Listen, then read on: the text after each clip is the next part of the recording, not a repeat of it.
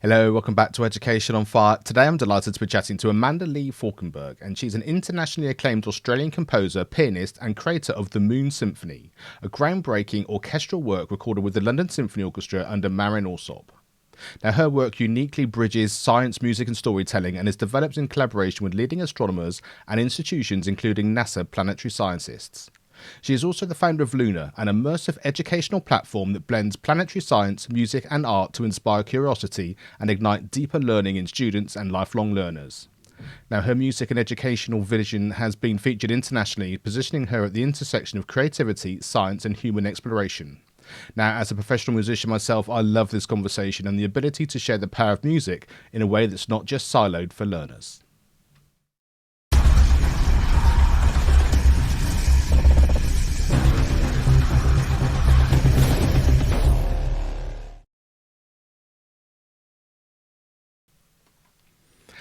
Hi, Amanda. Thank you so much for joining us here on the Education on Fire podcast. This kind of brings my entire life together, the musical element, the education element, the storytelling, just people's creativity. So I'm so delighted that you're here and really looking forward to hearing your whole journey about the Moons Symphony. Thank you so much for having me. I'm really looking forward to this conversation. So why don't we start, first of all, by setting the scene in terms of what is the Moon Symphony, first of all, and then we'll sort of work in the journey of how you got there. Because as a musician myself, I know these things don't just happen from a composer's point of view. They don't just get recorded with the LSO. There's so many things that go into it. So take us on that journey, first of all. Well, the inspiration came from stumbling across a website that shared with me the 10 weirdest moons of our solar system. And the reason why I landed on this website is because I was doing some research, because at the time I was just finishing a piano composition, a piano concerto called Crossing of the Crescent Moon. And I was nearly finished that. And I thought, I'm just going to step out of my studio, grab a cup of tea and research some ancient symbolism of crescent moons. And about 2 hours into my research, this is the website that I stumbled across, and I felt like there was a shot of lightning that went through my system, because I thought to myself, gosh, there's more moons I could be writing for. And so I immediately, when I saw this collection of moons, it was kind of strange because I felt sorry for them, because I thought, these aren't weird, these are wonderful. And the next thing that came into my system and my mind was, these moons need music. And then the next feeling and sensation was, these moons need emotion. And I think the reason why, it's a kind of a strange thing to come to you when you're, encountering such an article, but I think my background as a film composer, knowing the power of music, and when you team it up with, a great story, it can really elevate someone's experience with the topic. And I think at that point, I was just so giddy to have discovered these fascinating worlds I had no idea about. I'm a musician, I'm not an astronomer.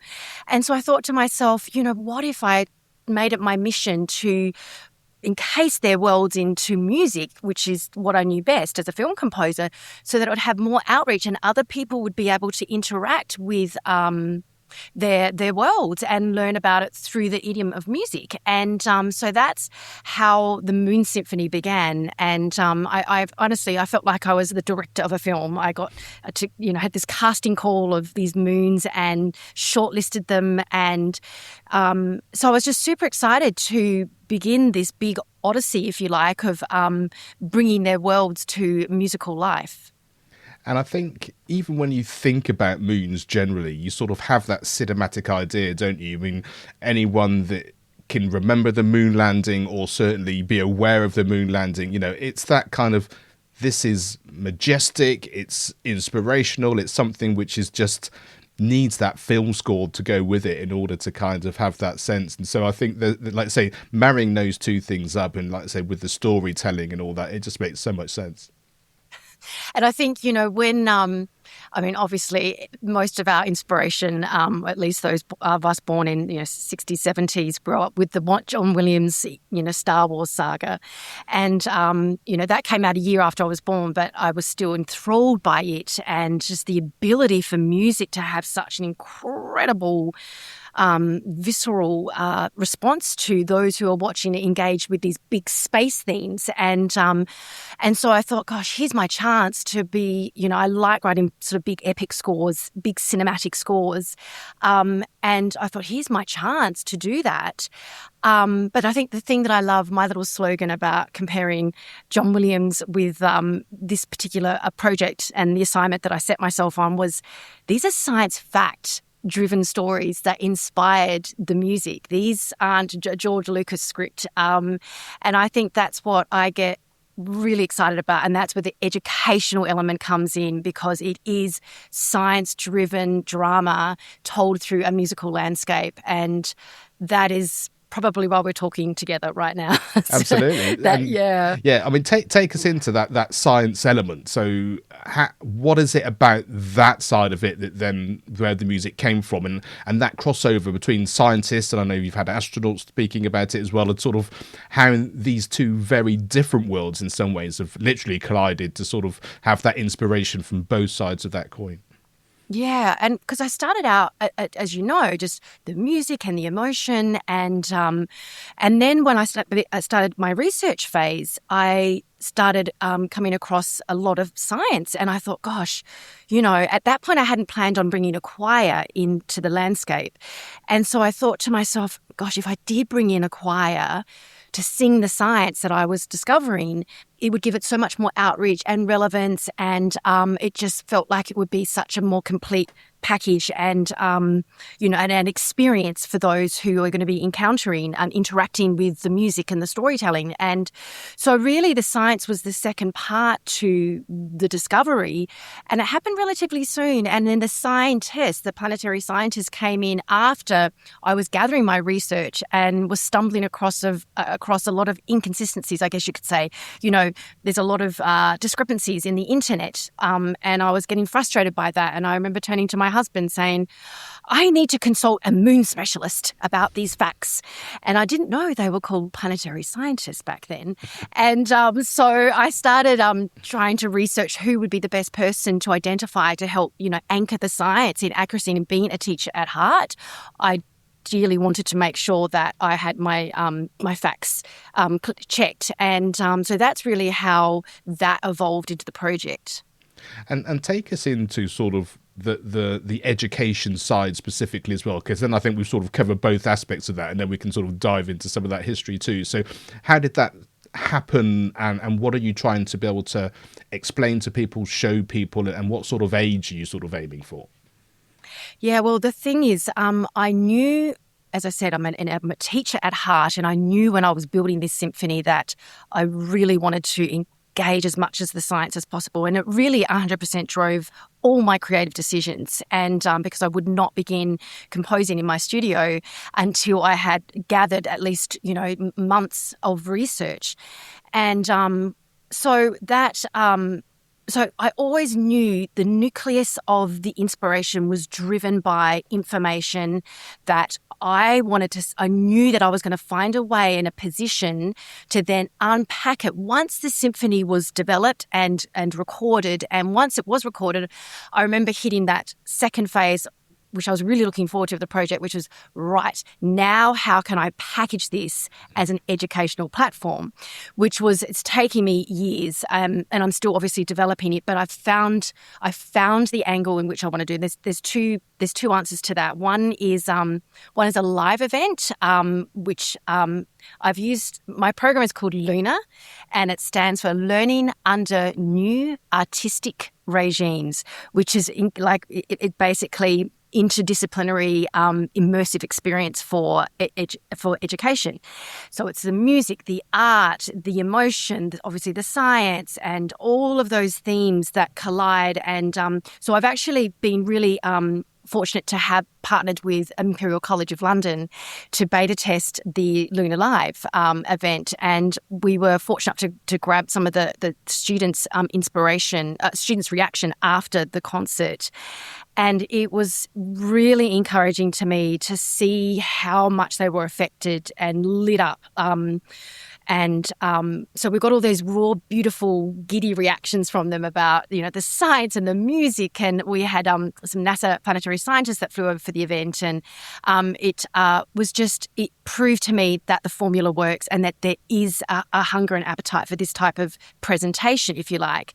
And so what that then led me to do, which was to create an online course so that it isn't just confined to the cities that I'm presenting the Lunar Live program in. And now that has been really interesting, just trying to figure out the angle, how to package it, how to give it a look and feel. It's been so... It's been like writing a whole symphony. In fact, it feels like writing 7 symphonies because each module is very specific to the scientific elements. But I found a really nice formula, I'm happy to say, and I've had the first pilot students go through the online program, and I have actually been blown away by how much they have really felt and experienced exactly. I mean, I'd always wanted it to resonate in the way that it is with students, but some of the feedback that I'm getting is it just makes me just keep going on with and encouraged to keep, rolling out these modules. So I have finished module 1, which, funny enough, Mark, is to the volcanic world of Jupiter's moon Io. And so I love sitting on this podcast with you, Education on Fire. So that's my first fiery educational module for Lunar, which is completed. And that's really how I'm designing I'm offering the experience for students to, the other fun thing about this, Mark, is, and this is what I was really passionate about, is that you don't need to be a musician. You don't need to be a scientist. You just need to come with curiosity, be in love with space and being open to learning from a very different perspective and just being, a passenger. But at the same time, let the course just open up your mind and expand it in these ways that, you probably haven't been exposed to. A lot of the first participants had absolutely no background in classical music, and they were super apprehensive. But it ended up being a massive part of the experience that they were really looking forward to. I mean, we had Abbey Road Studio choir, so you can, and that's part of my packaging of the experience is that I take them through just the choir, and you have this incredible, reverb from the Abbey Road Studios, and of course the artwork that's involved. And so it's really it's been a labour of beautiful love, but I'm also really passionate to see if there's an appetite and how I can roll this out to a wider audience. So I'm basically in that marketing phase right now. And I think the thing that really strikes me, the thing I love so much, is the fact that so many things are siloed in education now. It would be, this is the science lesson, this is the music lesson, and then within music, we're going to be doing the composition and all of that kind of thing, as opposed to this is life, or this is the project, this is the experience we're going to have, and all of those elements are just as important of each other. And let's say all those people in the live event, for example, they will all have their slightly different specialities, things that they're interested in, things that they love, and they'll take something out of it that reflects the importance for them, but it's just as important as the next person. So whether it's the science they really grab or the music. And like I say, so many people these days, on the face of it, they don't have any experience in orchestral music, for example, except, of course, they've all watched a million films. It's just that correlation between saying, look, about orchestral music. This is orchestral music. It's just in that sort of modern genre, as it were. And to be able to sort of say, but this is it in real life, or this is it with a different storytelling element rather than it just having a background of film. Absolutely. And I think because of the background that I have as a film composer, programmatic music is a huge part of this symphony, which is where music literally will describe the scene. And that's what I unpack to great detail in what I call the music safaris of the Lunar experience, the Lunar online course. And I'm so sensitive about making sure that it's just so welcoming and warming and so not intimidating, because obviously the science was intimidating for me. And so I'm super sensitive that music, like I don't want the musicians to feel intimidated by the science. And so, so I've got my own sort of scientific journey of trepidation, but fortunately I had a team of incredible scientists that I could consult with to sort of, really soften my experience. And so, and it's really about, like you said, Mark, just getting people exposed to all these worlds that usually are, separated. And, back to Marin Alsop, she quotes in one of her BBC magazine articles, so much of our world is siloed. And the thing I love about Amanda's Moons Symphony is this interdisciplinary place that I love to live. And I'm like, that's why, we're so grateful to have her champion, the Moons Symphony. So that is, and I'm really passionate about that. And I've been told that there's nothing sort of like this in educational programs. And to be frank with you, Mark, this is tricky stuff. Like, I have spent so much brain power and artistic power, just really to the nth degree, just really thinking through all the details of the program and, by wording and just how it's all packaged together, being super mindful that I'm equally ticking all those worlds are getting, center stage as much as possible, and showing the synergy of them has been really fun as well. And so it's been fun, but it's also, I can see why there's not a lot of courses out there, because it's tricky. And it's only because I have this Moon Symphony that I can unpack the science and I have it all sort of there, and then I roll out this program. I mean, I think that's been really helpful. I call it the mothership of this Lunar program. Everything stems from the Moon Symphony.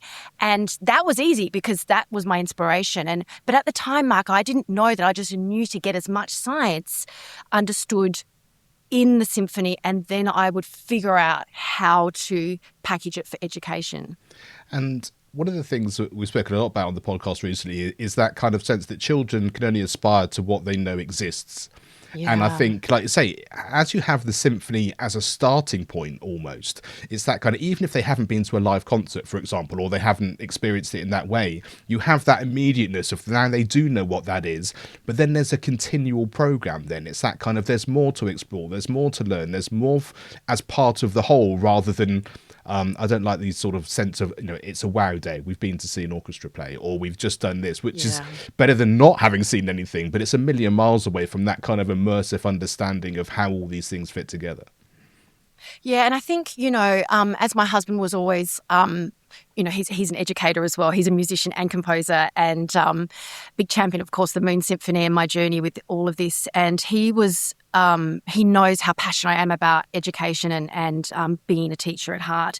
And he, but first and foremost, what we were always concentrating on was making sure that emotionally the music really resonated, and then that would be the gateway for those who wanted to look under the hood and figure out, well, what else is under there, like you said, so it's a starting point. And the thing that I'm happy about the fact that it's going to take me a while to roll all this out, but each moon will have its own module, and so and it's associated with a different planetary system for the most part as well. And there's just so much to be learned out there, especially with these latest legacy missions that have gone out in the last 20 years. And it was such an incredible opportunity that I just didn't want to ignore. And because I had access to people leading these, flagship missions, Zibby Turtle, Dr. Robert Pappalardo, Dr. Linda Spilker, Voyager, and they were just, I attended as much as I could. They invited me to a lot of the science conferences, and we can talk about that a little bit later, but that was super inspirational. And this is, of course, when I'm still building the symphony. So it was really, as my husband would say, for the first few years, I was really nurturing my relationships with the scientists.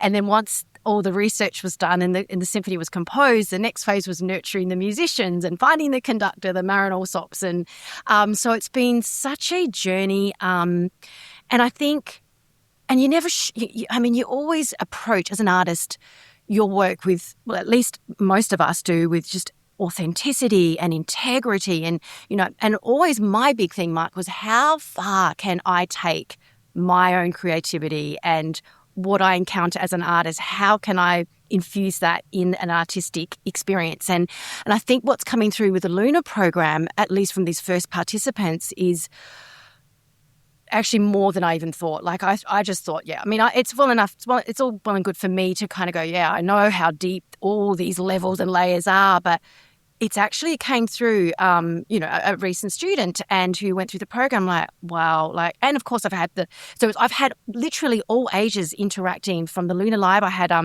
teenagers, so like 15 to 18-year-olds, but also like teachers that attended the event as well, right up to, I'm getting a lot of interest from like 60 plus, 70, 80-year-olds, because of course that's their era. They saw all the Apollo mission. And so that's a lot, it's almost like there's a nostalgia there for them. And so it's really like a past, present, future a platform to get excited about, because it is about the legacy space missions. But we've got Dragonfly going out to Titan, a follow-up mission with Zippy Turtle leading that. We've got others, got the Europa Clipper on its way to Jupiter's moon Europa with an ocean 2.5 times larger than planet Earth. I mean, so there's a lot of relevance as well for students to be not just historically, but also, and one thing that Dr. Zippy Turtle made a comment to me about, she said, the great thing about what you're doing with your lunar program and these, outer solar system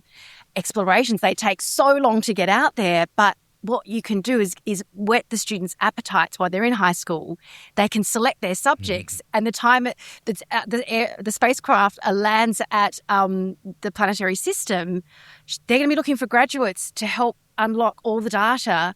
And so it's just, I loved how she pointed that out to me, because obviously I wasn't thinking from that perspective. I've got millions of other things in my brain, but I just like, fantastic. If that is an opportunity to do that, well, we can get really excited about that.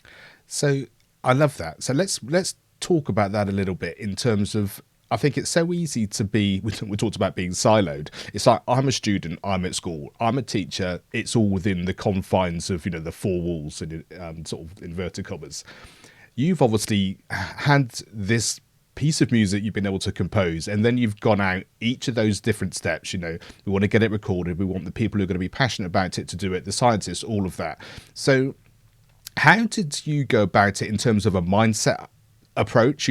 How do you go about saying, I'm just going to reach out and ask, or where do I find this information from, and how do you make that happen? Because I think it's very easy within education to think we just have to do what we're told, but with social media, with the ability of the internet, and with people being interested in having conversations like this, the opportunities are there, as long as you have that mindset and that sense of, well, I'm just going to try and make it happen because I'm passionate about it, because I've got something to tell the world, because I think I've got something that's going to help people. Like you say, those people that are going to be graduates when these sort of things are going to be happening, to be able to spark that imagination and to sort of do that, we sort of almost owe everyone that we're involved in education to sort of make, this is possible, and this is the world that you're going to be inhabiting in the future. Beautifully said. And there's a couple ways I want to answer that. So to your first question, as I said, I was coming across all this inconsistency, and I wanted to approach a scientist to help me anchor the facts in accuracy. And so I was watching this particular gentleman on YouTube, because at that point I was studying Europa and the characteristics of the moon Europa, and I thought, oh gosh, he seems like such an interesting person. He was dressed in like an Eskimo gear, and he is talking about the science of this moon. I mean, this is just a couple years, I've realised, after they even had announced that they were going to send this spacecraft to Europa. So in some ways, that whole mission and the Moons Symphony kind of grew up together, and that's a whole other fun conversation which I'll be putting into Module 2, which is devoted to Europa. But anyway, so I said to my husband, I think I found someone I need to consult with. And I said, look, he's from NASA.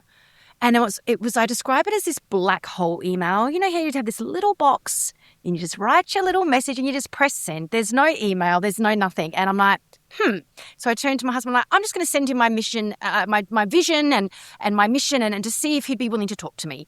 And by then I hadn't written any music. I'd only just started researching. And so I sort of told him about my dream about having these big concerts and these moons in concert. And so I didn't think anything of it. I sent it off in the black hole and email. And sure enough, he got back to me 7 days later and said, Amanda, your project sounds really interesting. I'd be happy to Skype with you. And so we did meet, and we had a video call, and it was incredibly exhilarating. I was telling him some of my musical sort of plans, and he was telling me about the types of rockets they're going to launch the spacecraft on. And we had a very lively conversation. I think, and just towards the end, he said to me, he said, Amanda, I think the scientists would be really interested in what you're doing. And I said, really? And he said, oh, yes, I think they would. And then little did I know that he went and told Dr. Linda Spilker, who's now heading the Voyager missions, spacecrafts. And so he told her about my project. It was at the time that I was doing a TEDx youth talk here in Dubai about, and my talk was based on my Moons Symphony, which I was still composing at that point. And so I did this TEDx youth talk and I sent it to him, who then forwarded it on to her. She watched it all and she said, she was hooked, and she said, right, I'm inviting Amanda to NASA JPL. I want her to give a presentation to the scientists who were still then in mission. That was their final year in 2017. So yes, the following year I went to NASA JPL and I gave a 20-minute presentation to the scientists that had inspired the musical direction of the third movement. So that, and then it just sort of snowballed from then. And then while I was there, I got to meet some other, I got to choose who would be the next scientist for the next moon. And so it was really such a wonderful, collaborative spirit that I just wanted to embrace, why I had these incredible opportunities. And I knew I would never have that opportunity again. Once it was built, it was built. I mean, sure, I'd be able to do little, tweaks maybe here and there, but essentially the science was always going to be established. So that's sort of how all that sort of snowballed. Amazing. And so then take us into the musical side of that then, in terms of, having the LSO record it, the London Symphony Orchestra, one of the world's greatest orchestras, and being able to have it related to Abbey Road and all of that. I mean, these are iconic things, and it's one thing thinking you can make that happen, but even if you're in a position to think about making that happen, there's still the practicalities and their schedules and budgets and a million other things that go on. So that's very different than kind of, I've got this great symphony, but I need to find someone local to be able to do it, or we're going to try and do it in some way. So I love the majesty in the fact that it's been done in a way that can be presented in that kind of, this is beyond earthly, because we're talking about planets and moons and solar systems and things beyond anything anyone's experienced, and so it sort of feels right that it should have that kind of grandeur that goes with it.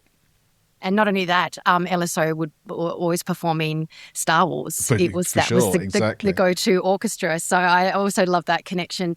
I've got a lot of stories behind there, but I think what I'd like to start by saying is that I started when I was getting ready to finishing all of this. I was making a lot of trips back and forth to London, and a very dear family friend of mine started watching me build the project and becoming really fascinated by over the years at how it was coming together. And he offered to put on a private dinner at his house in London. And by that point, Nicole Stott, the astronaut Nicole Stott, was has always been a big champion about the whole message, the whole journey, and so supportive of this mission and its message. And so she flew over to be there to present to this private audience that he basically, she has obviously a lot of connections as well, you can imagine. So he held this private gathering for about maybe 50 people to just sort of beta test it, because it hadn't been beta tested by that point. And so it was basically the first presentation I ever gave. And so we did it in their beautiful home in London, and we just did it to test whether the message was impactful. And so yes, and Nicole flew over and gave her little presentation, and then I walked everyone through excerpts from all 7 moons, and by then it was only the electronic recording I had at that point.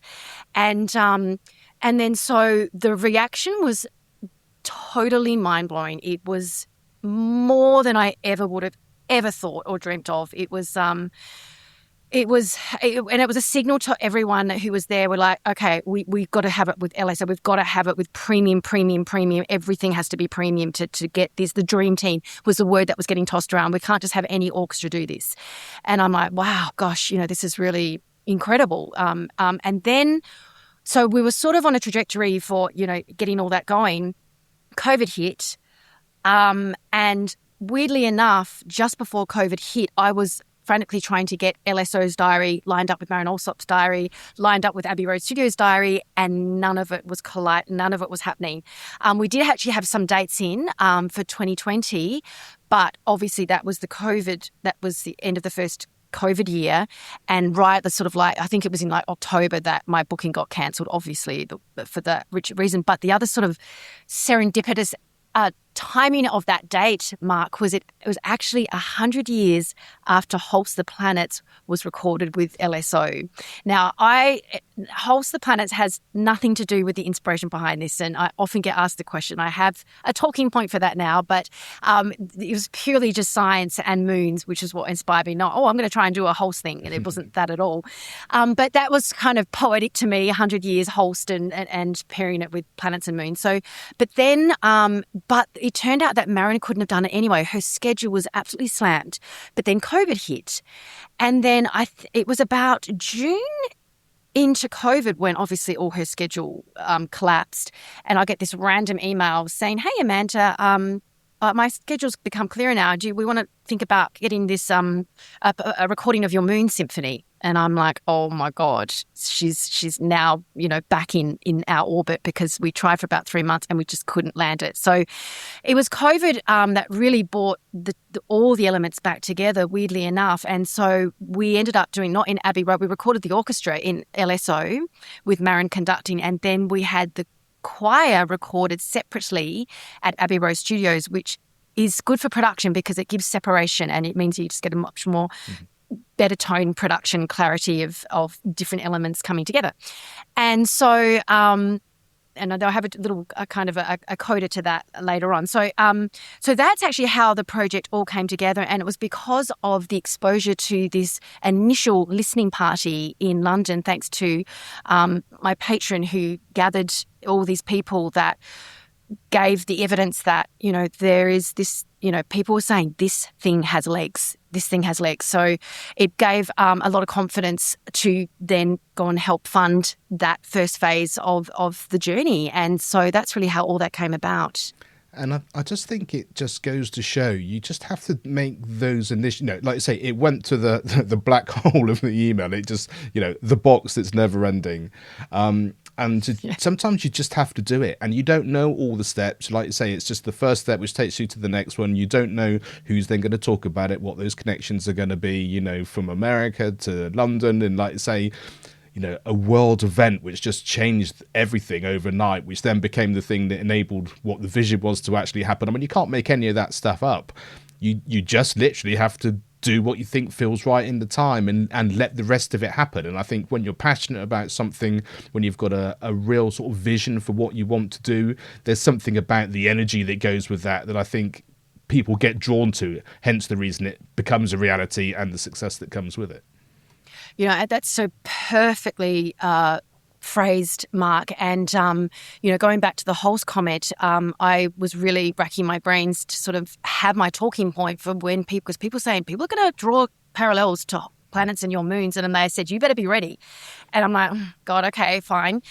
Really, the only way I sort of knew Holst music was through the TEP score for Star Wars, and George Lucas used it to sort of guide John Williams. And I'm like, well, that's kind of cool. So that works. So I have that talking point. But actually there's a much stronger and deeper, authentic parallel that I really feel resonates with, the whole story. And if I am going to draw it with my own story, and that is his was a passion project and mine was a passion project. And, he took 2 years to write his. He was absolutely enthralled with the mythological, aspects of the planetary system. I was enthralled by the scientific aspects of the moons. And so I feel like that's my favorite parallel that I like to share with people about our own sort of artistic journeys. And I think the beauty of that is the fact that when you have that common starting point, but then it goes into so many different directions, this doesn't sound like this. It's not even coming from the same sort of perceived center, but yet we have this completely unique vision of what that is. I think it gives everyone a sense of, what's your passion, what's your interest, what is it that you're trying to do, even if someone says, oh, but isn't it like this, or isn't it coming from this thing, you're able to say, no, this comes from me because of this. And then it's an easier conversation then, because you're authentically, like say, knowing exactly what you're trying to achieve. And another to that point, I just had a world premiere of the Moons Symphony Choral Suite, which is an adaptation from the actual Moons Symphony, which is about to have its world premiere.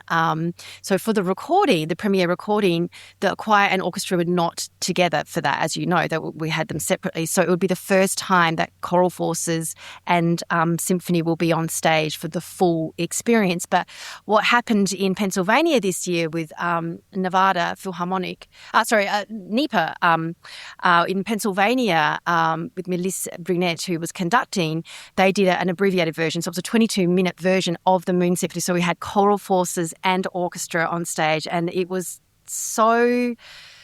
it was a glimpse of what's going to happen next year in Nevada for the world premiere with Laura Jackson conducting. So I'm super excited about that. But anyway, going back to that conversation about having the choral suite premiered in Pennsylvania, I remember the executive director saying to me, oh, so the instrumentation looks pretty, because they were doing Holst first and then mine would follow. And he said, oh, it looks very similar to Holst, and I'm sure that was planned. I'm like, no, that was not planned. It was not planned.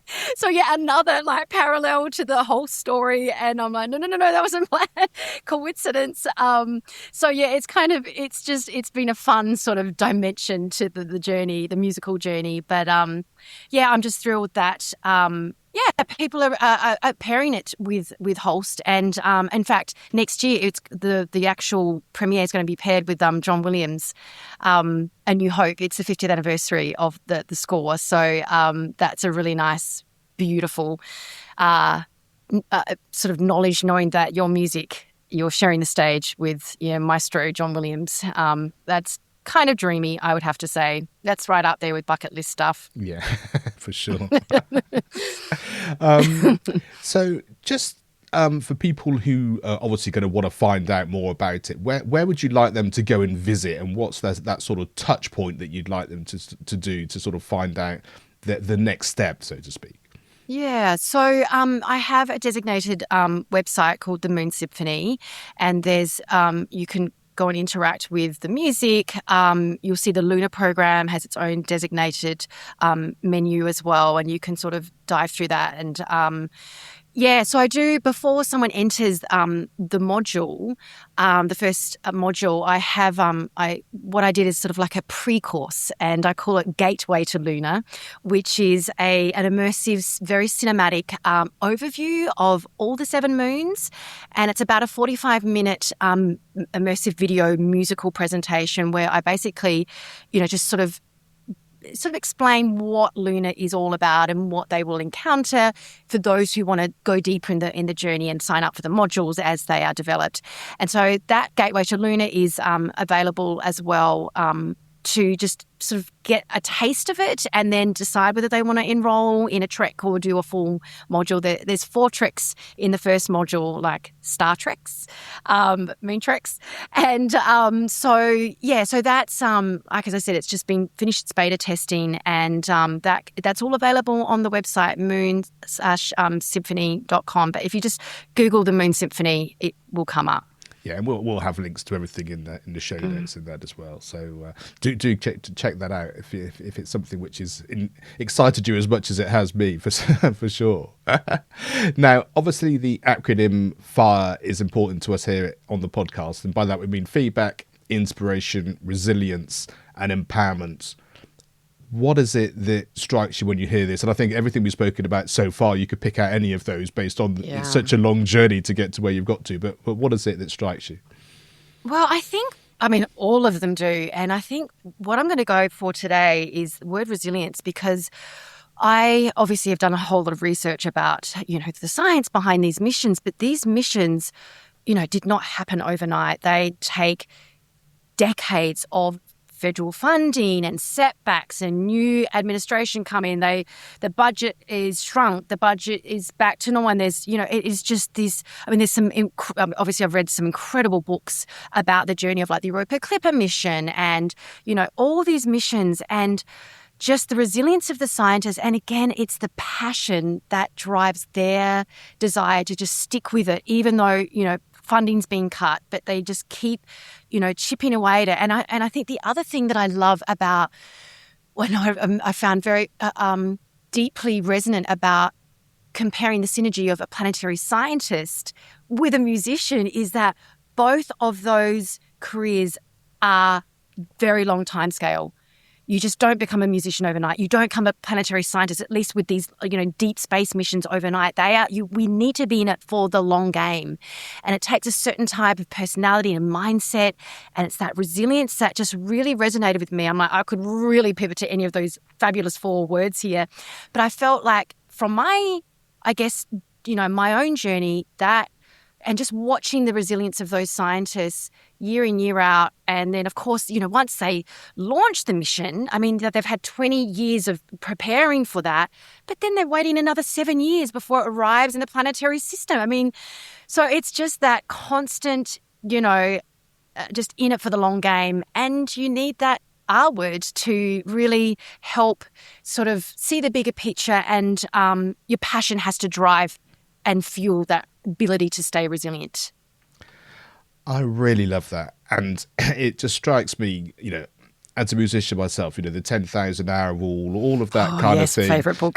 The moment when you're on the Albert Hall stage performing is like you say, the equivalent of the 25-year wait to get there. The moments when you're just practicing in a room on your own for the nth hour of that particular week. And you just have to realise that, like you say, what is it you're doing? Why are you doing it? Why are you passionate about it? But understand the process. You understand the fact that everything that you do, the resilience, the empowerment, the inspiration, the feedback, when people are doing those things, they're all part and parcel of what it is that you're having to do, what you're having to learn. And those educational things are things which I think can be instilled through understanding exactly what we've spoken about today. Because someone just telling you that it's going to take this amount of time or you need to work this hard, it's all very well and good, but it's very hard to do that without the touch points along the way, the celebrations of the little wins, the understanding of what that is. It's not about in 25 years we're going to see this happen. It's about today we've managed to get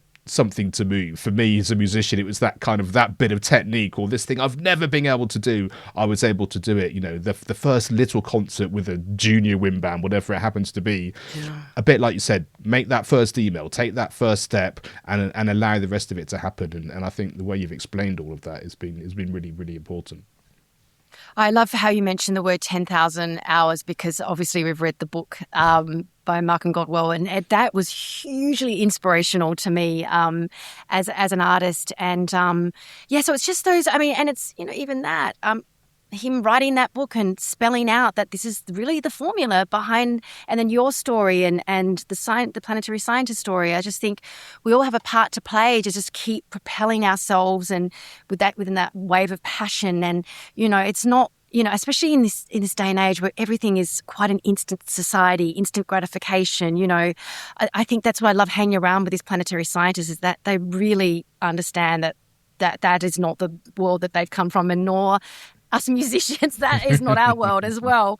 And I think that is what will always be legendary about being a musician, especially in today's climate. It is such a, it's classic. It is a classic, something that AI cannot take over, something that is inherent in all of our souls. And it's so satisfying, like you said, celebrate each little step, each little milestone, and, live off the joy of that to propel you to the next little landmark that you're going to set for yourself and your milestone. And so I think these conversations are hugely important today. And I thanks so much for having this conversation. It's awesome. Well, thank you. It's been a real joy. And like I said, it brings all of my passions together.